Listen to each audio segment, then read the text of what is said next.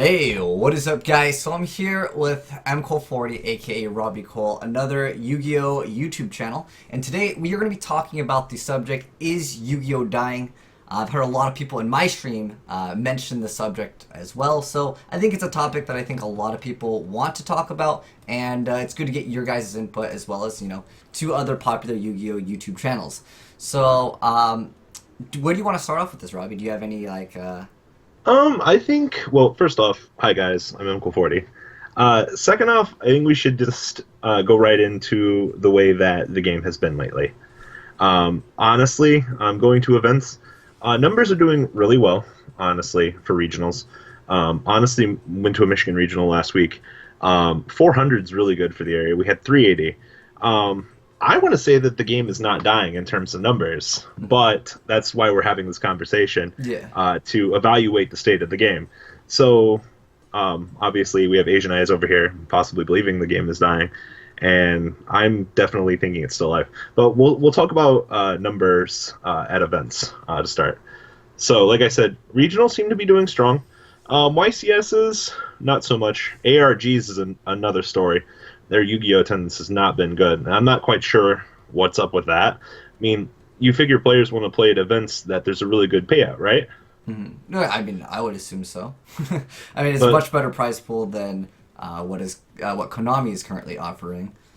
So Yeah, it's a higher right. incentive for players to go to those events instead of the official one. But I also think that a lot of people prefer the official card game running the tournament because it's just something that I think most players would like, that their actual game company that is running the game would support it the best. Yeah, the official endorsement is Yeah. definitely something that people really like to see. No. I don't know. It's interesting. Event numbers seem to be good, but on the flip side, sealed product numbers. A lot of stores have been saying that numbers from distributors haven't been so good. Yeah. I don't know if that's just sealed product hasn't been good lately, or Well, anything like that. okay. Since we're on the subject of talking about sealed product, I mean, Breakers of Shadow was probably one of the best sets that we've gotten in a long time, and that was a very expensive set. I'm sure you know that it was almost double of its original price, just because it was selling so well. Sites were just selling it for what they could sell it for, and I think one problem with that is that when a set is super super strong and then literally 2 weeks after you get that adjusted ban list, that obviously affects prices, and I think that makes people upset. And I know a lot of people literally quit the game just because of the Perform Pal Perform H being hit after they've invested so much money. And I It think that do you have anything to say about this topic? it's ironic because a lot of people always say they want to quit the game Uh-huh. because the game's too expensive, and then all of a sudden you have people that spent $500 on the Pepe deck, and it's not alive anymore. I mean, the Mm. deck did evolve. The deck is still alive, Yeah. and any player that played the game knew the deck was going to evolve and survive. The people that complain about not understanding that evolution in this game takes place they're just angry for no real reason. Yeah, but you have to realize 2 weeks is a very short amount of time. Some people don't mind spending $1,000 plus on a deck when they can play it for several months. I think two Oh, weeks is ridiculously short, even though I it's agree not with dead. I But agree with you. The time span for full power Pepe was ridiculous, and one of my friends made a comment about the format not really being explored all that much. mm, And on a side note, this is probably going to be one of the formats that people are going to look back to as being one of the ones that we didn't have a lot of time with, and the format could have been blown open. You know what I mean? yeah, it could, Um, well, it would have but been Pepe everywhere. And the thing is, I think that some people need to realize no matter what Konami does, there will always be players that are upset. If they hit Pepe, obviously the players will be upset that that invested so much money into it. And if they don't, then more of the players will be even more upset because they have to deal with their structure decks or their decks that are inferior simply due to how other cards generally are more powerful as the game gets on or I mean, goes look on. at Monarchs for example. I know I had 4 people in my area that quit Yu-Gi-Oh because the game was too expensive. They came back because of Monarchs. Mhm. So it's interesting seeing people quitting the game because the game because they got shafted on a deck, but it did evolve. But Monarchs did allow more people to come back into the game because of budget Yu-Gi-Oh! Yeah. Being competitive again. So I mean, it's a toss of a coin. Obviously, like you said, no matter what's going to happen, you're going to have people that aren't happy with the situation. But on the other flip side of the coin, you always have to remember there's going to be new players coming into the game, and there's also going to be people returning to the game because, hey, this looks like a fun archetype. Let's do this. Yeah. Well, one thing that I know a lot of people are quitting yeah, or complaining about also is that there's no banless time frame. It's just like, oh, whenever now. And do you find that to be upsetting? Or I mean, I know a lot of people like the idea that there is a set date where like, oh, I'm fine playing these cards until this specific date. But now with an adjusted list, it's like, well, whenever. And on top of the whenever on the adjusted list, there's a whatever, whenever on the ban list as well. So first off, the ban list, with there not being a date, the only people it hurts is the secondary market, much like Breakers of Shadow. If you pre-ordered the set, you got it for 50 a box, and you made so much money off of it on pre-sales and moving the product early. But the ban list not having a set date only hurts the secondary market because you don't know how soon until you have to sell cards, things that might get hit. Yeah. Typically, if you see a date, look at Necros. Necros are like, oh, the deck's going to get hit a month after Nats. Sell the deck, sell the deck, sell the deck. Yeah. The only thing that they've really changed is they've taken away the moment of knowing something and replaced it with more of the eluding factor. Mm-hmm. And the way that the ban list is designed now, the way I want to believe it's designed, is if something shows up that's really a problem at a YCS, they can slightly neuter it and adjust the meta. So by not having a set date, I think, honestly, it makes the game a little bit better. Yeah, you heard the secondary market, but Konami really doesn't have much of a say in the market. It's what we, the players, do with the secondary market, Yeah, but partially. Okay, so going on to the subject, we all know that Solemn Strike is like a really good card. If they do have a slight control over it because they print it in secret rare, if they just made every card as common and there was a chance to have that card be a foil, that would make it much more balanced for some of the players that can't afford some of these cards that rise over $100 plus.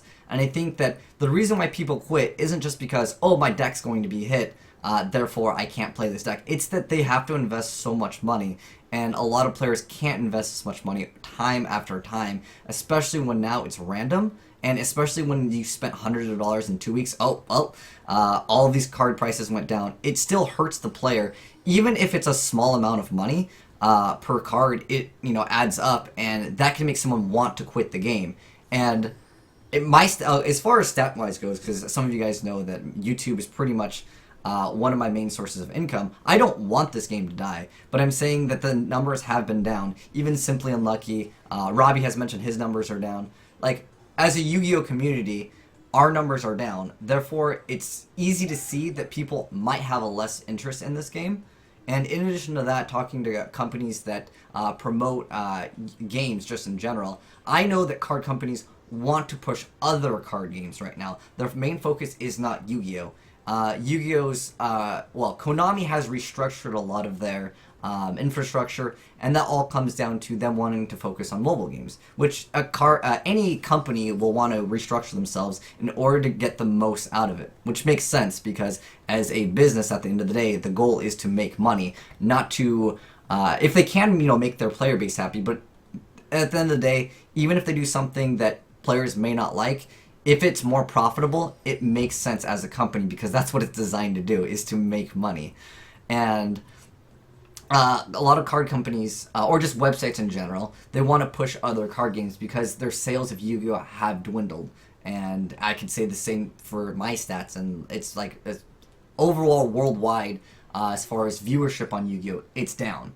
That's a fact. And I don't want it to go down. I want it to go up, obviously, as, not only just because for the sake of, my interest, which is essentially YouTube videos equals YouTube money, but it's also because I really hate seeing a game that my friends like die, or that I like. I hated when Halo 2 died. I hated when 343 never gave the rights for MLG to have Halo in the competitive scene, because they wanted to run the tournament themselves. I really want this game to be successful, but a lot of people are quitting. I've heard a lot of people saying they quit because of pendulums.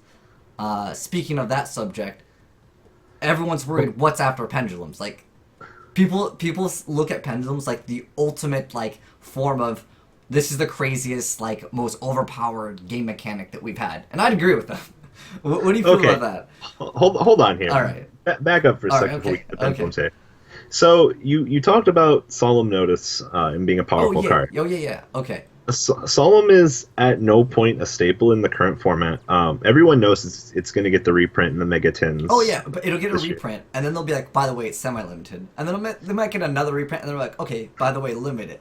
And this is I mean, another thing that let me like finish this because I think it's really important. So it's a thing that we've seen time after time. They're repeating themselves, which is something that card games sometimes do. They put a card at 3, they reset a secret rare, and then they reprint it so everyone can get it, and they're like, oh, now you can only use 2. Now you can only use 1. We've seen it with Warning. We've seen it with Judgment. Like, it's just things that happen. I mean, but there's been trends. People should be following them by now, Yeah, but the thing is, we have a lot of people are entering the game in a new state, and at that point, they might just not have the knowledge, and that can discourage some of the newer players from continuing on playing the game when they're like, oh my gosh, this card's like $70-$80, and then it goes, it slowly will go down in price, not only due to it probably not being as relevant in the game because a new card's going to come out, or well, okay, that's one of the problems with Yu-Gi-Oh. I mean, there is budget Yu-Gi-Oh at the moment. For the first time since Frog FTK, you can spend $40 and have a competitive deck. Let's be real here. Oh yeah, it's possible. Yeah. But the thing is, I understand that all players want to have access to every card in the thing, but sometimes you have to understand you're playing a card game. I mean, card games are literally pay to win. Like, it can be said about most games that have some sort of money involved with them. Well, okay. As far as pay to win, I look at Yu-Gi-Oh! In a sense where it's not necessarily super pay to win, because the way I see it is any hobby, whether it's paintballing or, dirt biking, you can invest a certain amount of money into, the game. And you have to invest, like, if you don't have a paintball gun, you can't play paintball. Obviously. But there's a point in which you can't pay to win in Yu-Gi-Oh! Like you can in other games where you can stack, enchantments on things almost infinitely. I don't know if you're familiar with like Lineage 2 or Arcade, but Yu-Gi-Oh! It's a pay to play. You have to be able to afford the decks. It's a hobby that any hobby that you're gonna have to invest money into. But there's not a point where if I spend like $10 million, I know it's a crazy number, I can't enchant my Yu-Gi-Oh! Card to do more damage than your Yu-Gi-Oh! Card. They're all the same cards at the end of the day. You are right, but Pepe format was very strictly pay to win. Well, I guess some formats will have a certain deck that you have to play, and like Dragon Ruler Spellbook. That's like the format. Tier 0. Yeah, that's one of those formats where it's like if you don't play this, you have almost no chance at winning. But I mean, it's the same. It's the same way with Magic Standard at the moment. Standard is the most expensive it's been in a very long time. If not, it is the most expensive, and that's really discouraging to a lot of players in that game. But the thing is, the difference between Yu-Gi-Oh! And that is obviously Magic will take care of the problem much sooner than Konami will. And I'm not saying to like rag on Konami or anything, but usually it does take a little bit longer for things to mellow out. I mean, I will give them credit. Taking care of Pepe in 2 weeks seems bad to a lot of players, and a lot of players aren't happy about it. Well, but let's be real, for the betterment of the game, it was a good call. The thing is, I think some players also need to realize the people that are buying more sealed product are the non-competitive player. Those are the players that like to watch in the TV show. The majority of players in this game are going to be more casual players. That can be said with any game. So, like, it's in their best interest to support these smaller players generally, because that's just most of the where more of the money is at. There's a lot more. Well, the thing casuals. is, most of the stores buy up all the sealed product. That's a given. Mm-hmm. I'm pretty sure the product you see sitting at Walmart, done by Beckett or whatever it is probably maybe only 1 or 2% of it. But most of the stores buy out all the pallets of the sealed product.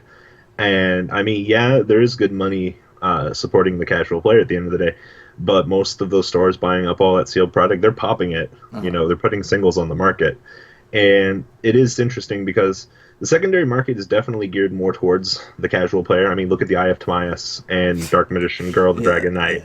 Look at those card prices. That's insane. Yeah. Well, and Yeah, it also is due to like fan favorites kind of cards. Yeah, Yeah. like the casual player's the collector as well. Yeah. Uh-huh. And but it's really insane because some cards like that don't go up in price till much later. And yeah, I mean, a lot of the casual players are going to complain about the card price, but those are because the people that are the casual players want those cards, and it's not so much the competitive players making those cards expensive. It's literally you're doing it to yourself kind of mentality. And Well, it it kind of, also comes down to what rarity they are. Like, I mean, they that want also does that. factor. The other thing is, most people complain about not having time to get the stuff, but every person, the day the set comes out, has the ability to buy stuff at said price before it goes up. Hmm. Look at Phantom Knight Breaksword. That card was literally $15 to $20 before it shot up. Yeah. And people are like, $15 is too much, but now look at it. Like, you Hmm. had the opportunity to buy it where it was, and then it doubled. So I think a lot of the player base punishes themselves because they believe that stuff is going to go down. But if you truly want something, you have to buy in before the hype. Hmm. You know? Well, what do you think of Konami like making a Yu-Gi-Oh game that is the final Yu-Gi-Oh game that just gets updates and patches? Because I spoke with Jason Ray, which he worked on one of the online games that shut down, and I had talked to him and I told him that players do not want to pay real money for cards. And he was like, "This is a really good business model. You can earn cards. The earning cards in that game was so terrible." And I told him, just release skins and just update the game. Don't resell a game on the DS. Just make one game, update it, charge for skins, and you will have the player base not only be more happy, but you'll also have it so they can save money on not making a whole new game, even though they're Well, using the same engine every single time. Well, first off, look at Bushiroad. They literally took a page out of Hearthstone's book, copied the infrastructure, and made Cardfight Online. No. I definitely think Konami should just break down and just have their own dueling network at this Yeah. point in time. I mean, you have some guy in Bumblefuck, New Jersey, that just programmed this off of like a year, and he's doing this pretty much with the help of two other people, but yet Konami as a company can't do that. You Well, know what I mean? Well, yeah, okay. Well, here's the thing. I had talked to the guy, and I told him that this is going to be. People feel like this is going to be another Yu Gi Oh game where you invest money and time into something, and then they just release a new one, and that really discourages players from putting in money into the game in the first place. Yeah, you have kids that are like 5 years old that take their mom's credit card, spend like $10. But the thing is, over the long run of the game, I think just releasing alternate artwork as skins for real money or card sleeves or things like that, things that are all cosmetic that don't affect the game, where you have access to all the cards at the start, is what the players want. And he said, no, we're gonna monetize the game this way. And I told him that it's gonna be the same thing. He's like, no, I believe in it. I almost want to talk to him on Skype. I have his Skype. I have his contact information. And the game flopped. And I don't want it to flop. I told him that this is not the best way to go around in a game. And it's the same problem that all the Yu-Gi-Oh! Online games have had, that they charge too much for these. They charge online for booster packs, and it's just like, I understand that they want to make money, but they'll get way more money at the end of the day when they just release like skins. Like League of Legends has proven that like you can make a game really profitable by just releasing skins and things that people just want to just have. It They doesn't. could just go back to the World Championship model that they had a long time ago. That seemed like it worked Yeah, out like really well. I know I'm sounding. I would say I'm definitely sounding negative towards the Yu-Gi-Oh game in general, as far as like the online games. But the thing is, I'm trying to say this to save Yu-Gi-Oh. I'm trying to say this to actually benefit Konami, to make them not only make more money, but also for the sake of the players to be more satisfied. Like it's a win-win scenario. But hopefully one day they will release a own version of Dueling Network DevPro, whatever they release, and they just update it and they just give us all the cards at the start. They've never given us all the cards at the start. There's not one Yu-Gi-Oh game, whether it's from the PSP, the DS, the Xbox, the PS3. It doesn't matter. They're just like, they want us to have to get all the cards and pay for. Well, Legacy of the Duelist didn't let you do that. I don't believe, but I don't believe so. yeah, Who I knows? think. Maybe in 2020 Well, the we'll. the problem with that Legacy of the Duelist game is like a few weeks after that game came out, the new ban list was out, and they didn't update it. It's like, oh, you're gonna have to just buy the new game that we're gonna release. That's off the same engine as Decade Duels, which was released for the Xbox 360 years ago, and they That was recycled one of all the music too. And it's just like, are you even trying? That's one of the problems. I mean, in terms of a game, though, they just need to get a platform that's constantly updated, Well, like Dueling Network. yeah, exactly. Like the thing is that I like if it was a whole new game, they had all new music, all new like engine, all new like artwork. Some of the card artwork that they have is like taken from PSP. You can see the terrible resolution. It's just like, really?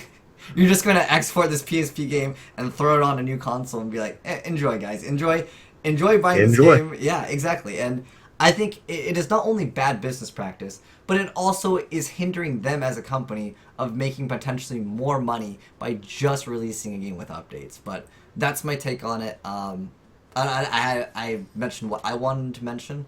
We need to talk about pendulums here. Oh, yeah. Well, like I want to talk about like what's after pendulums because a lot of people literally were like, pendulums out, dude, I quit. And I feel like what's next after pendulums? I think pendulums like the craziest mechanic. What's next? You pendulum from the deck? Like that's the only thing that I can think of that's like the next level of like what's good in Yu-Gi-Oh. I need to give me one second. I need to check something here. I need to check and see what set number we're on for if we're on like 905 or 906 for Yu-Gi-Oh! Because the issue is there's 8 sets in every block. I'm sure you've seen the numbering system from Japan where it's like 904, 906, and things like that.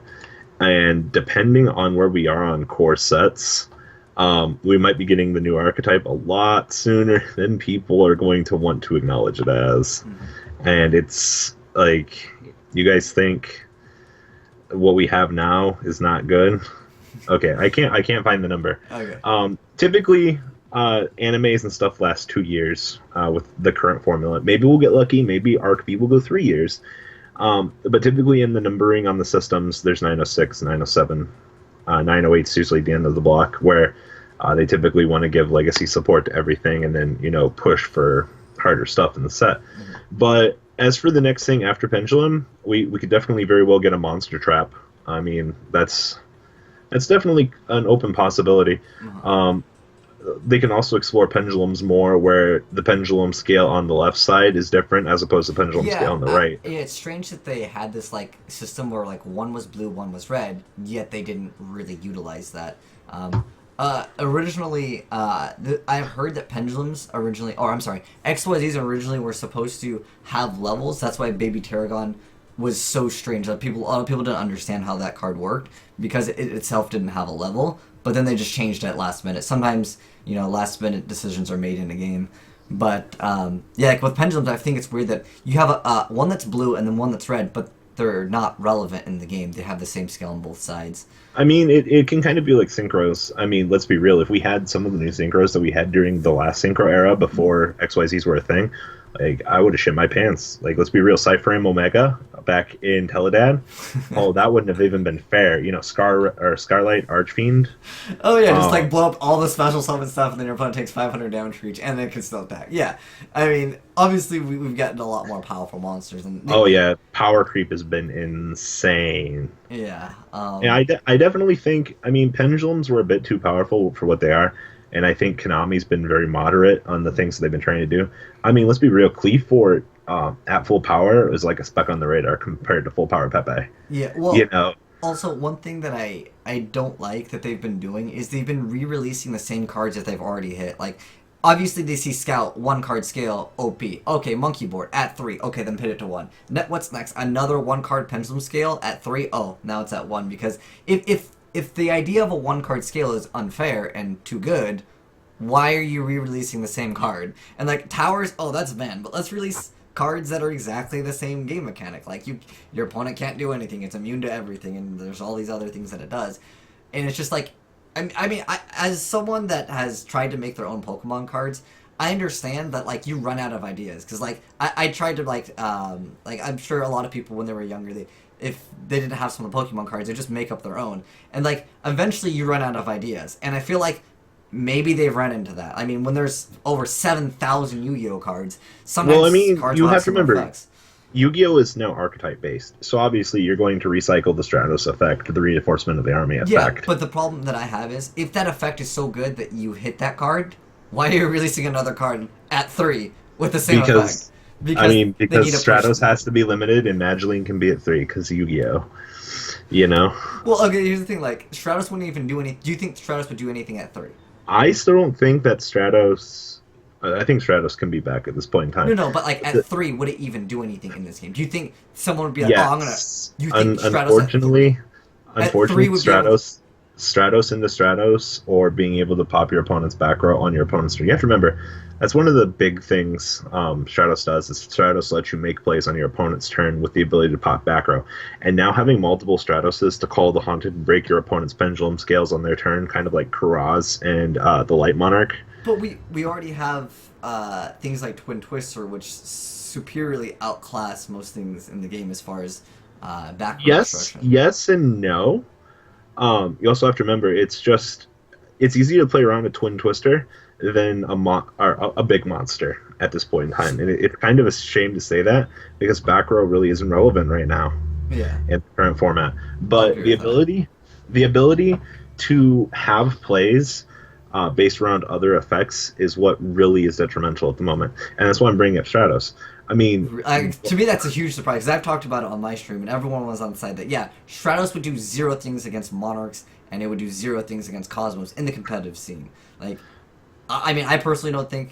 I mean, I guess you guys in the comment section can let me know how you guys feel about this. Do you guys Stratos can come back to 1 as a start. I'm fine with that. Oh, I think at 3 it would do absolutely 0 things in the competitive scene. It's kind of like Gores. Gores at 3 is a problem waiting to happen. And Wait, it's at 2 right now in TCG, right? No, it's at 3. I don't think who's running that in Pendulums, right? But the thing is, every deck that isn't Pendulum right now, the game is slowed down enough to where if I'm playing Monarchs and I don't open them, I can just pass turn 1 Gores you.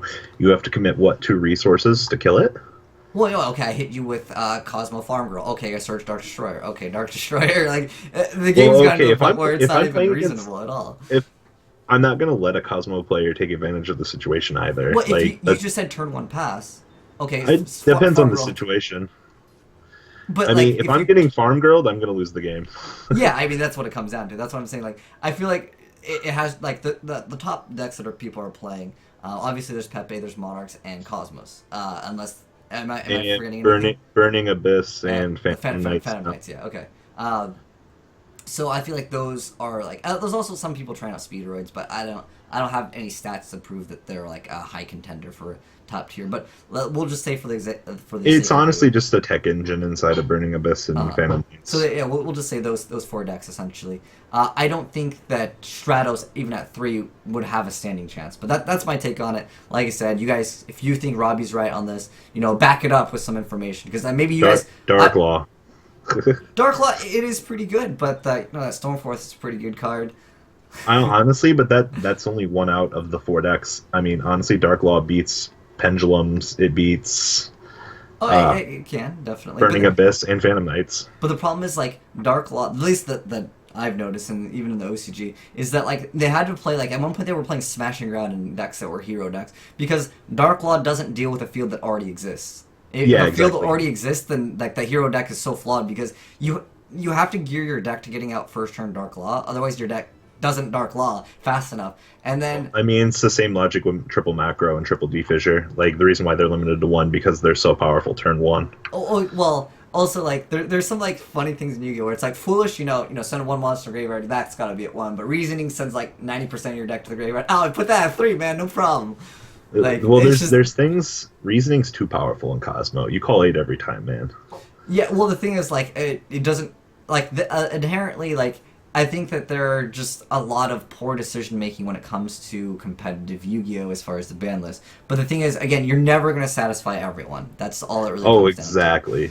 Yeah, I mean, there's clearly a lack of support for certain decks, and that could be due to the ban list, or that could be just due to them not even having the cards to exist in the first place. How long was Gale limited to 1 and it shouldn't have been? Like, even Tsukiyome was banned for so long. Like, is Magician a 3 at 3 finally? I still think that Thousand Eyes Restrict. Like, I don't even. The thing is, like, I don't want to see Thousand Eyes Restrict come back when Norden is still a card. Honestly, I feel like Instant Fusion Norden is just outclasses it in most cases. You don't Thousand Eyes restrict to OTK someone. That card has like a lot of restrictions. I don't understand how like Konami went as hard as they went on the list, but they still said that hey, you can still have Norden. It's interesting because the OCG is like no, fuck Norden, and then here in the TCG we're just clearly like Yeah, Norden's not a problem. Yeah, well, you know. Yeah, like I said, no one will. You can't ever satisfy anyone on the ban list. You can't satisfy everyone on the way the new game mechanics are. I like new game mechanics, but there's always going to be people that quit. And that's just the way Yu-Gi-Oh is. But I don't want to end this video without like some sort of like insight to perhaps a solution for the game. I feel like a great suggestion for Konami, because I do know that they do watch my videos time to time, is that even though I like I said, I feel like I'm sounding negative, but I don't want to sound negative, is I think that all the players would enjoy a official Konami version of Yu-Gi-Oh! That has all the cards at the start. That only the way that they monetize the game is either have advertisements for upcoming tournaments and stuff like that, or tournaments where you have to pay money, that's fine. And there's Yu-Gi-Oh! Card prizes and stuff like that. Like you enter your Costly ID, they have your address, they can mail you the prize real easy through that. And that way they can have tournaments online, and on top of that, everything would be essentially free, and it'd be all the microtransactions are card sleeves and alternate card artworks, or they have foil versions of cards.